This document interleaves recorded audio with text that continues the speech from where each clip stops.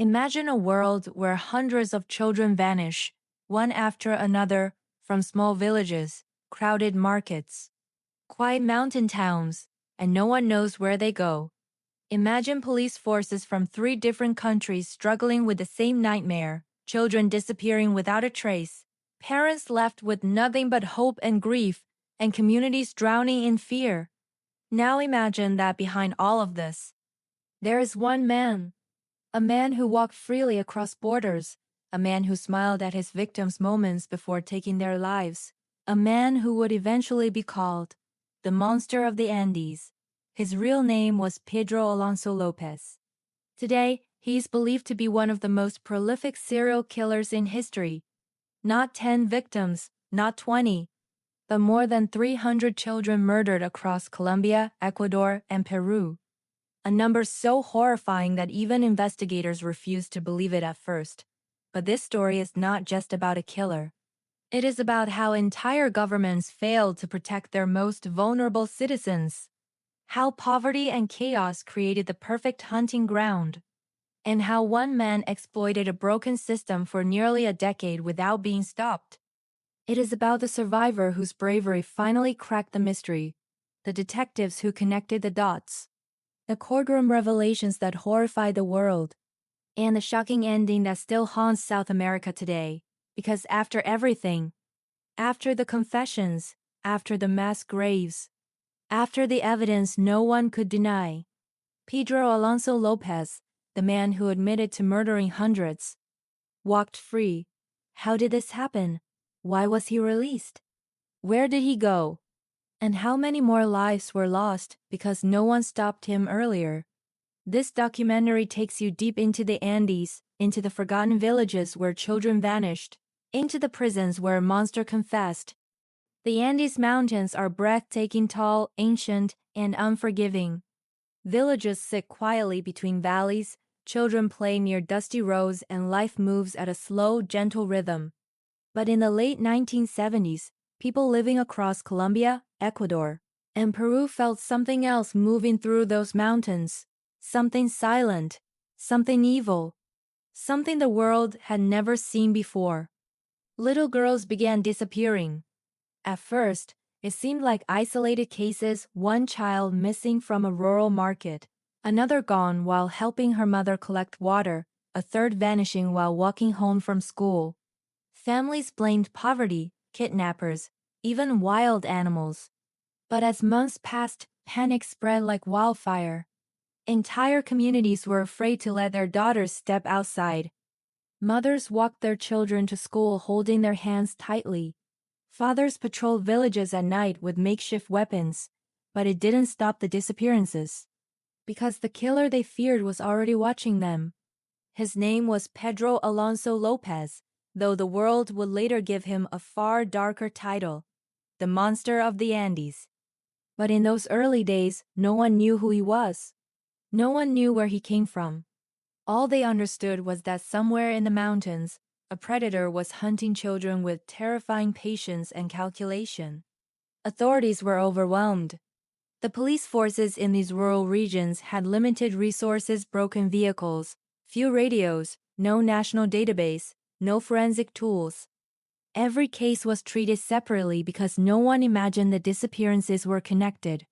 After all, who could possibly travel across 3 countries, targeting only little girls, leaving no witnesses, no bodies, and no clues?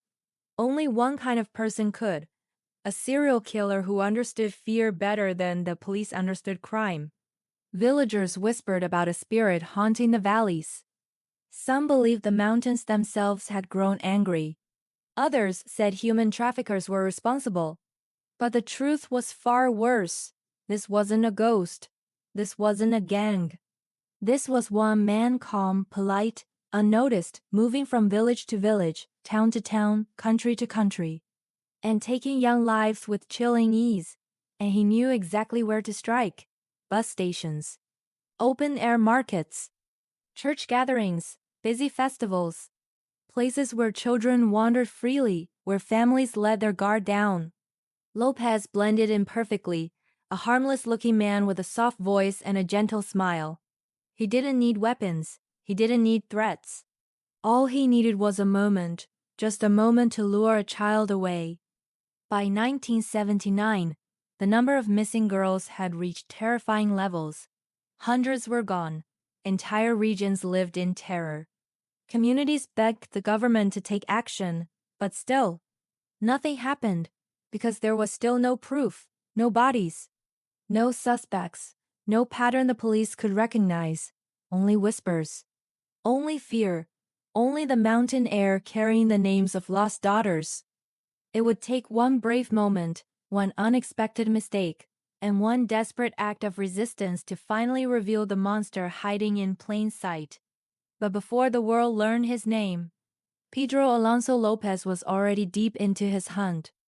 Before Pedro Alonso López became one of the most fierce serial killers in South American history, before he was known as the Monster of the Andes, he was a frightened little boy growing up in the shadows of poverty, violence, and abandonment. His story does not excuse what he became, but it explains how a child can be twisted by a world that never protected him. Pedro was born in 1948 in Tolima, Colombia, during a time when the country was drowning in civil conflict. His mother was a sex worker, raising her children in a small, cramped room where strangers came and went. There was no safety, no routine, no childhood. From his earliest memories, Pedro saw violence as something normal, men fighting, women crying, children ignored. He grew up believing the world was a hostile place, and love was something he was never meant to receive. At the age of 8, everything changed. One morning, Pedro was caught stealing a few coins from his mother's purse, a tiny, desperate act. But instead of punishing him like a child, his mother reacted with fury. She grabbed him, dragged him out of the house, and threw him onto the street. He begged to be let inside, but the door never opened.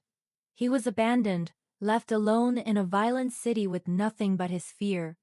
For most children, this would be the end of their world. For Pedro, it was the beginning of something far worse. Homeless and starving, Pedro wandered the streets of Bogotá, a city filled with danger. Gangs roamed the alleys. Criminals preyed on the weakest. And Pedro, a small child with no one to protect him, became an easy target. Within days, he was captured by a group of homeless men who promised him food. Instead, they abused him, beat him, and threw him out again. Trauma piled on trauma. Eventually, a kind-looking couple found him wandering near a market and took pity on him. They took him home, fed him, gave him clean clothes. For a moment, Pedro believed he had finally found safety. But the kindness did not last. The man in the house saw the boy not as a child, but as prey. One night, when the couple's children were asleep, he assaulted Pedro, a violation so brutal that the boy fled into the darkness, trembling, humiliated, and shattered. That night, something broke inside him. By age 10, Pedro no longer trusted anyone. He avoided people, hid in abandoned buildings, stole to survive, and withdrew deeper into fear and bitterness. Years later, Pedro would confess something chilling. That night, I lost my faith in humanity. The world showed me its true face, and I learned to hate it. This was the turning point. A child abandoned by his mother, violated by strangers, beaten by criminals, dehumanized at every step. Pedro didn't grow up, he hardened. He transformed from a frightened boy into a creature shaped by trauma, anger, and mistrust. A boy who would one day become a predator himself, repeating the horrors done to him, but on a scale the world had never seen. This is how the monster began to form, not overnight, but through years of pain no child should ever endure.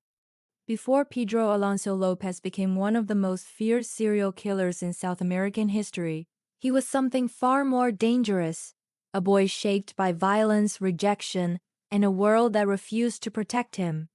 By the time he reached adolescence, the damage was already done. Pedro's life did not move toward darkness in a sudden moment.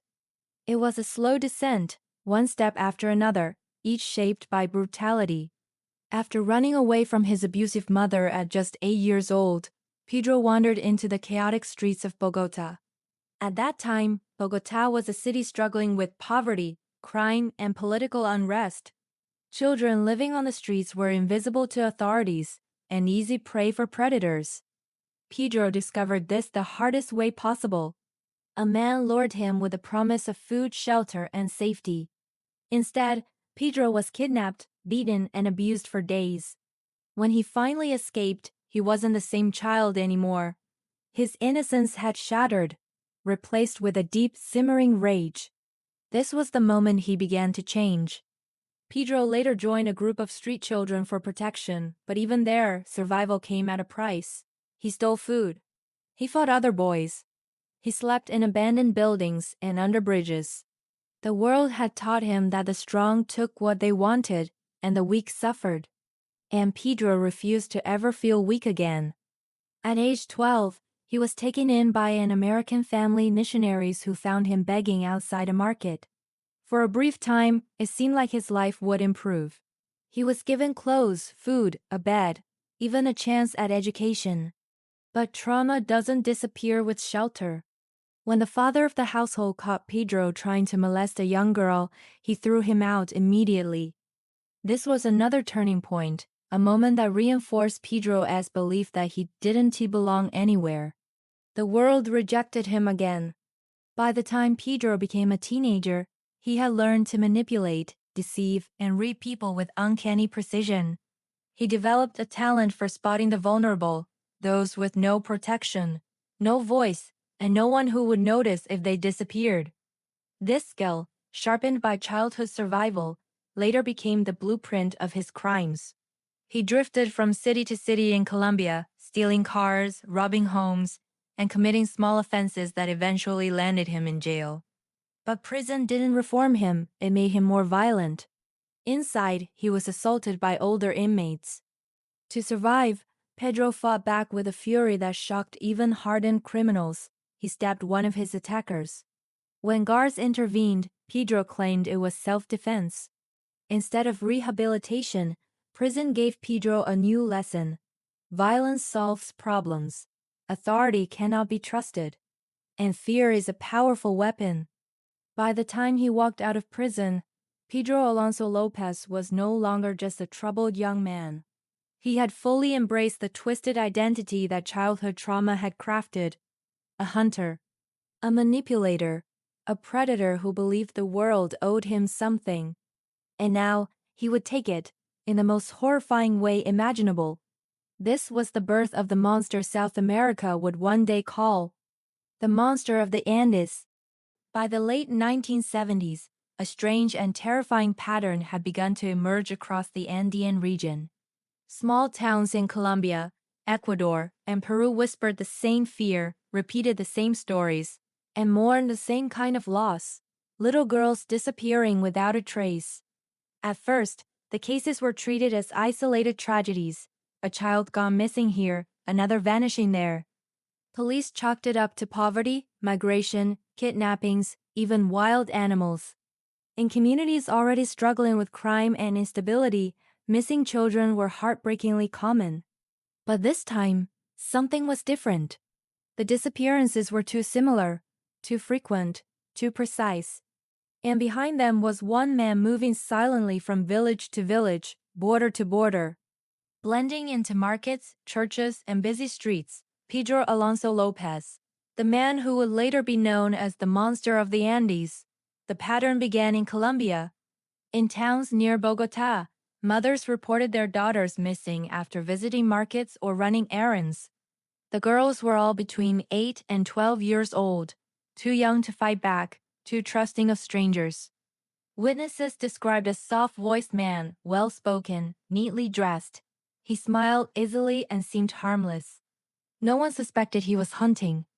Pedro used the same technique everywhere he went.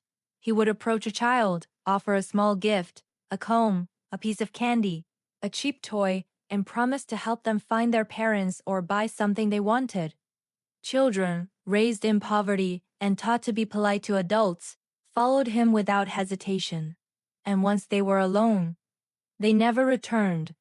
But the fear truly exploded when Pedro crossed into Ecuador, a nation whose rural markets were filled with children selling fruit, clothes, and handmade crafts. Many families depended on their daughters to earn a few coins each day. That made them easy targets. In city after city, Ambato, Quito, Cuenca, girls vanished in broad daylight. Their parents searched for days, then weeks, putting up handwritten notices, knocking on doors, asking strangers if they had seen anything. No one knew that Pedro was already moving toward the next town. In Ambato alone, over 100 girls disappeared in less than 2 years. Police blamed everything except the truth. Guerrilla groups, trafficking rings, even parents who abandoned their own children. No one imagined a single predator could be responsible. But he was. Pedro had learned how to hide in plain sight. He befriended locals, changed clothes often, moved constantly. And because the Andes region had porous borders, weak police coordination, and devastating poverty, he slipped across nations without leaving a footprint. By the early 1980s, disappearances spread into northern Peru. Villages near the border reported the same fear, the same panic. He was now killing in 3 countries, and no one realized it. But beneath this chaos, something else was happening. A growing suspicion. Priests, shopkeepers, and market vendors began telling police the same thing. A strange man had been asking too many questions about children. Someone finally noticed him. And someone finally lived long enough to report what he looked like. The trail of disappearances was no longer invisible, it was tightening around the man who thought he was untouchable. The hunt for Pedro Alonso López was about to begin. For years, little girls vanished across the mountains and marketplaces of Colombia, Ecuador, and Peru, disappearing so silently that their names rarely reached newspapers. Authorities blamed poverty, blamed families, blamed the chaos of the Andes, but they never imagined a single man was hunting them. And then, in 1980, everything changed. Because one girl survived. It happened in a crowded marketplace of Ambato, Ecuador, a place usually full of noise, bargaining voices, the smell of fresh fruit and dust. But on that afternoon, something felt different to shopkeepers. A stranger was moving among the crowds. He wasn't loud, he wasn't aggressive, he simply watched.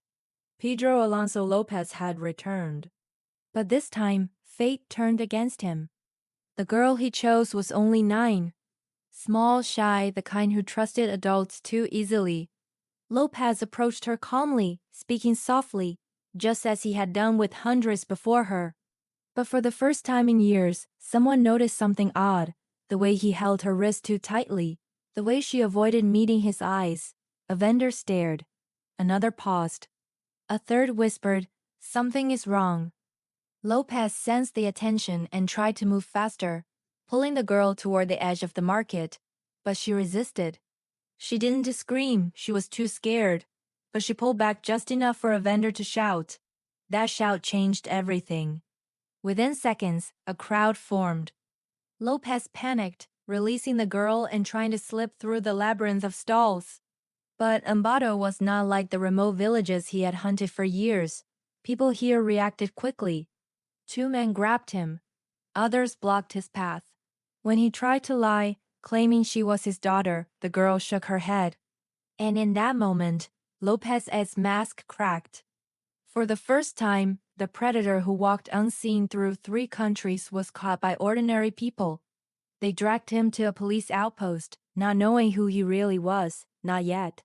But the girl, trembling and terrified, told the officers everything.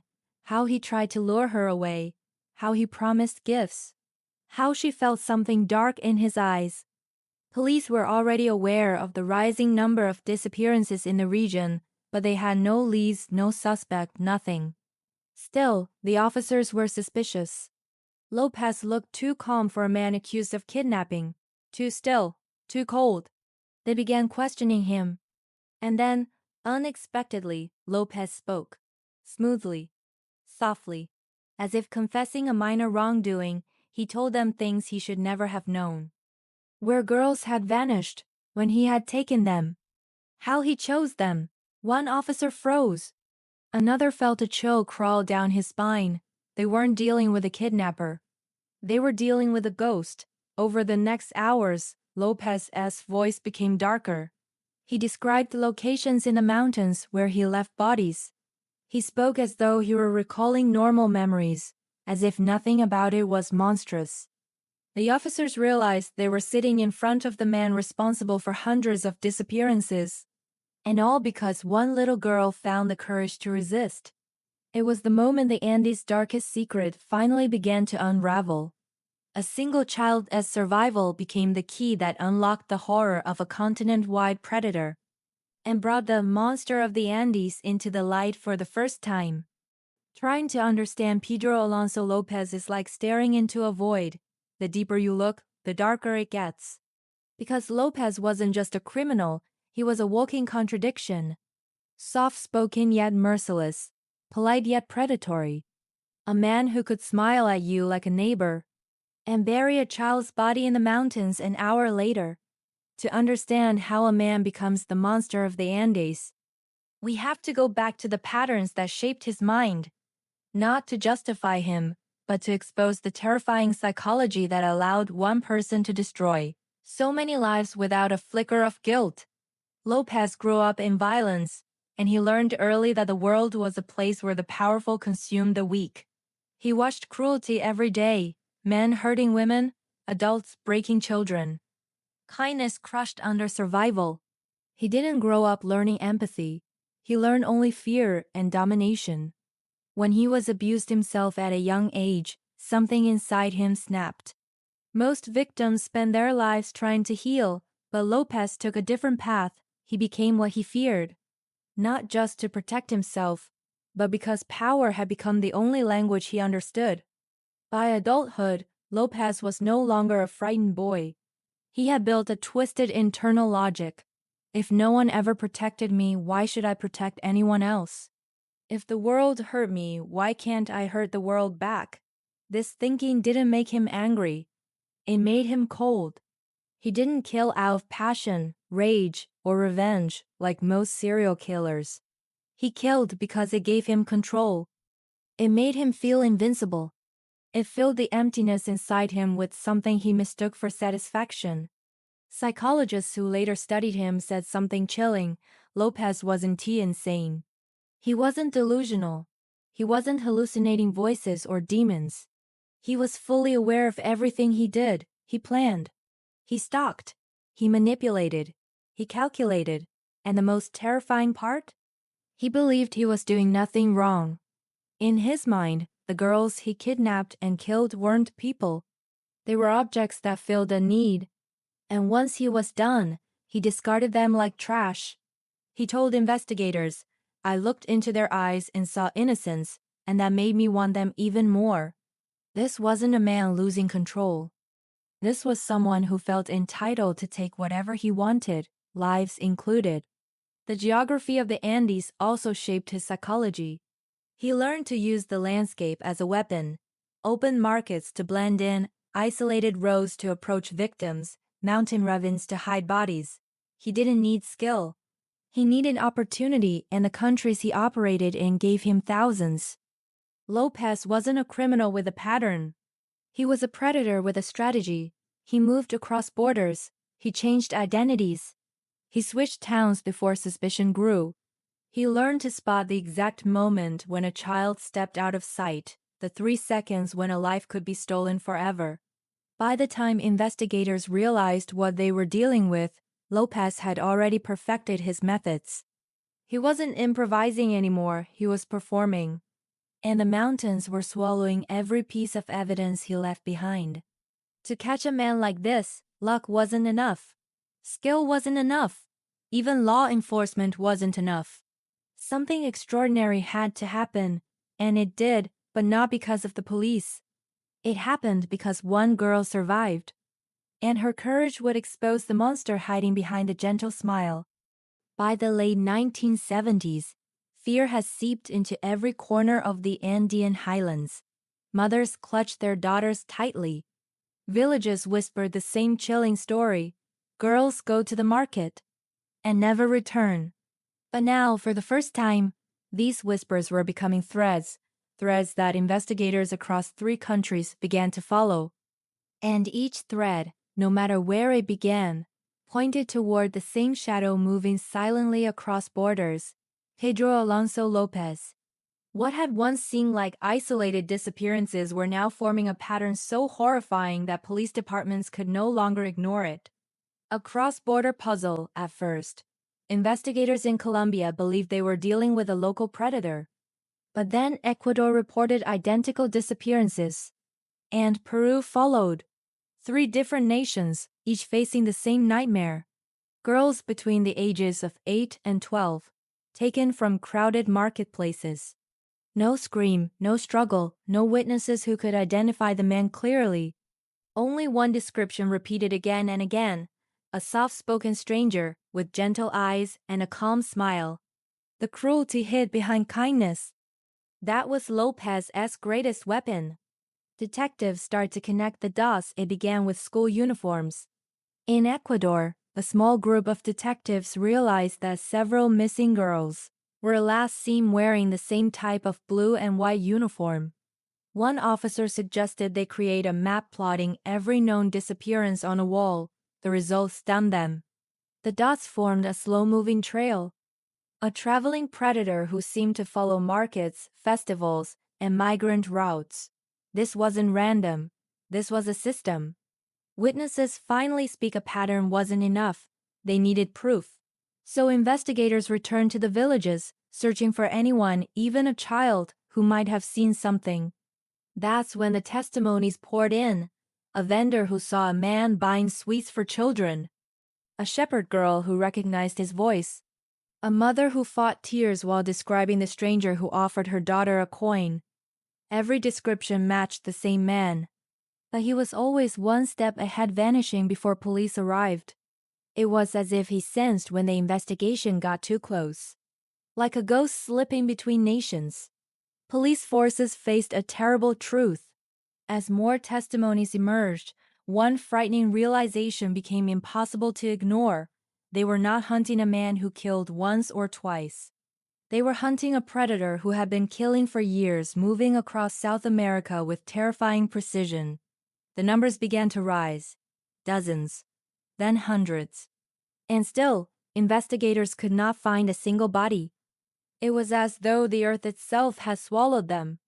Pressure builds and mistakes shrink. Governments now felt the heat. Media began asking uncomfortable questions.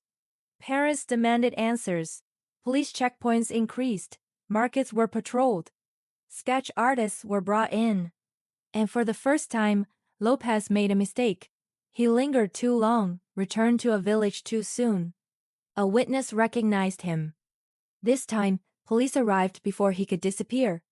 The web that had stretched across 3 countries was finally beginning to close, but no one yet realized they were standing at the edge of one of the darkest revelations in criminal history.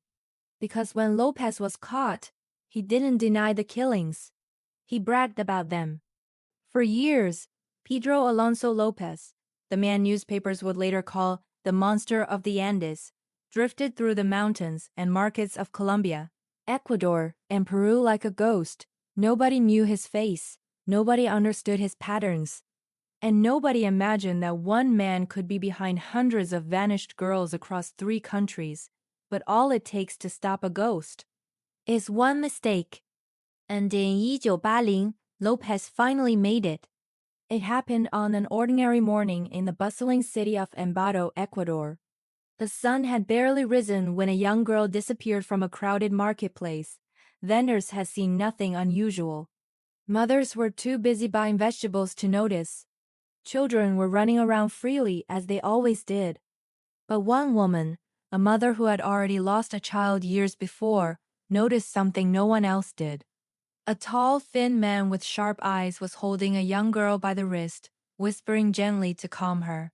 At first glance, it looked harmless. A relative, perhaps. A neighbor, a guardian. But then the girl tried to pull away, and the man tightened his grip. The mother froze. Something inside her screamed that something was wrong. She followed them, through narrow alleys, past empty streets, until the man guided the child toward an abandoned building. the kind of place where Lopez did his worst crimes. The mother didn't wait another second. She screamed for help. Within minutes, nearby vendors and pedestrians rushed in, surrounding the man before he could flee. Some held him down. Others went to rescue the girl. By the time the police arrived, Lopez was already bruised, shaken, and cornered. At the station, officers questioned him casually at first. They thought he was just another kidnapper, maybe a local criminal, but soon something felt off. Lopez didn't panic. He didn't beg. He didn't deny anything. He just sat there smiling. A cold, empty smile. The kind of smile that doesn't hide secrets, it flaunts them. When asked why he took the girl, he replied in a calm, almost bored voice, "She was going to be my next one." The officers froze. Next one. How many had there been? They pushed him harder. Lopez didn't resist. In fact, he began talking freely. He told them about his travels, his victims, his habits. How he followed markets, festivals, villages, always targeting girls between 8 and 12. How he buried them in shallow graves. How he declared that he had killed more than 300. The room went silent. No one wanted to believe him. No crime in South American history matched those numbers. No single killer had ever left such a massive trail of death. But Lopez insisted, "I am the man you have been looking for." The chief of police thought he was lying, until Lopez offered proof. He said he could show them the graves. The next day, escorted by officers, Lopez walked calmly through the desolate outskirts of Ambato. And one by one, he pointed to burial sites. 12 bodies appeared exactly where he said they would be. That was the moment the truth hit like a shockwave. They weren't dealing with a kidnapper. They had arrested one of the deadliest serial killers in human history. And his arrest, triggered by one brave mother's instincts, sent ripples across the world. The hunt for the monster of the Andes was finally over. The courtroom was packed long before the trial even began. Journalists flooded the hallways. Families of missing children clutched photographs that had faded from years of searching. Policemen who had chased this man for a decade stood stiffly along the walls, unable to shake the disbelief that they were finally here, face to face with the predator who had haunted Colombia, Ecuador, and Peru.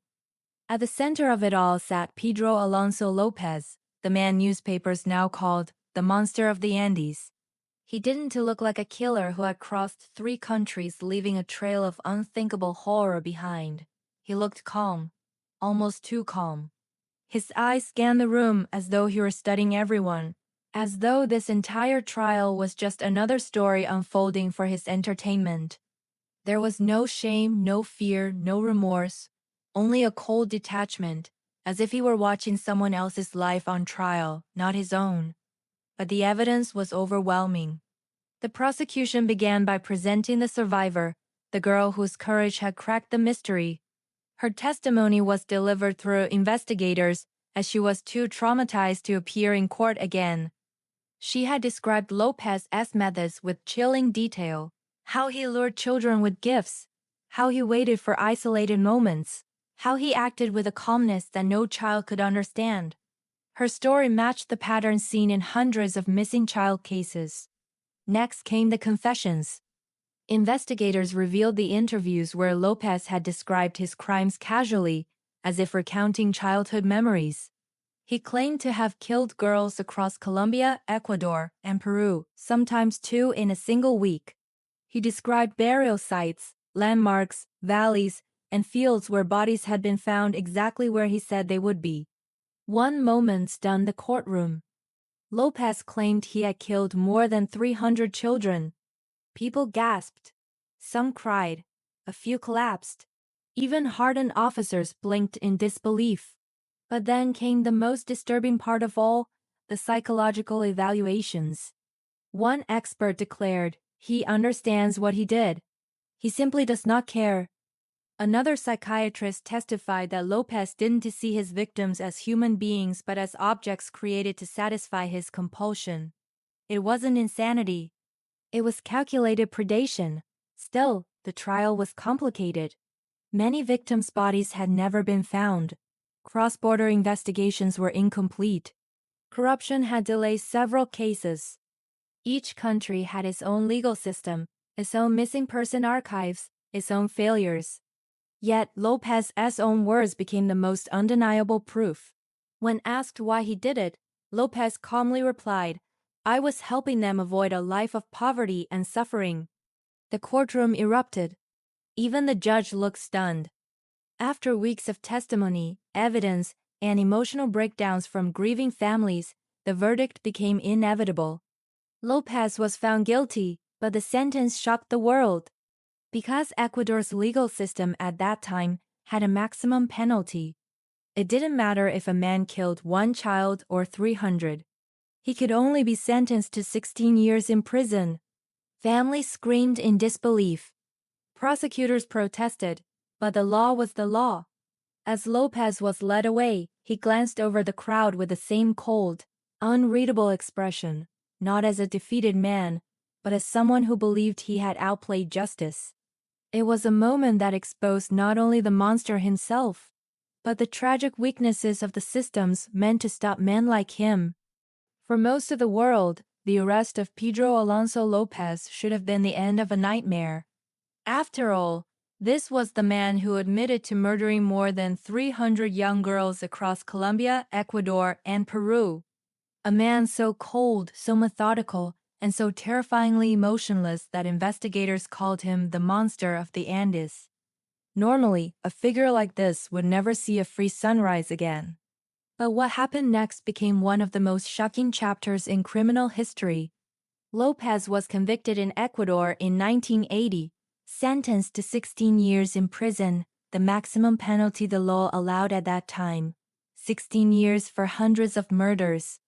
Even the investigators couldn't believe it. But Ecuador had no death penalty, no life sentences, and no legal structure built to handle a serial killer of this magnitude. The justice system had never imagined a criminal like Lopez. Inside prison, Lopez behaved like a quiet ghost. No fights, no outbursts, no resistance. He read books. He slept. He spoke politely to guards. To the untrained eye, he looked harmless, like an ordinary inmate serving an ordinary sentence. But the truth was darker. Every psychologist who examined him left the room shaken. They described him as a man without empathy, without fear, without any understanding of guilt. One doctor wrote, "He smiles when describing murder. That smile never reaches his eyes." As his sentence neared its end, authorities faced a terrifying question. What do you do with a monster when the law says he must be released? In 1994, Ecuador had no choice. Lopez walked out of prison a free man. No monitoring, no restrictions, no plan. But Colombia wasn't ready to let him vanish. He was immediately rearrested and charged with one more murder, an old case that linked him to a young girl he killed before fleeing the country decades earlier. For a moment, it looked like justice would finally catch up. But once again, the system failed.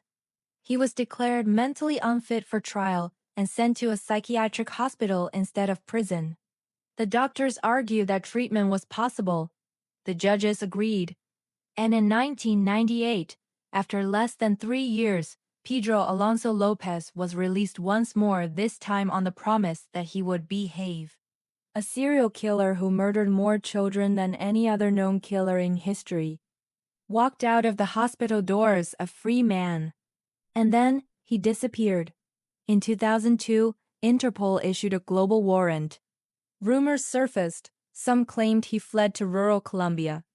Others said he crossed into Peru. A few insisted they saw him near the same markets where little girls once vanished. But no one knows for certain. To this day, Pedro Alonso López remains one of the most chilling mysteries in criminal history, a predator who slipped through the cracks of 3 nations, a man who confessed to unimaginable evil and yet walked free because the law had no cage strong enough to hold him. He vanished into the Andes, like a shadow returning to the darkness that created him, a monster who walked free and may still be out there,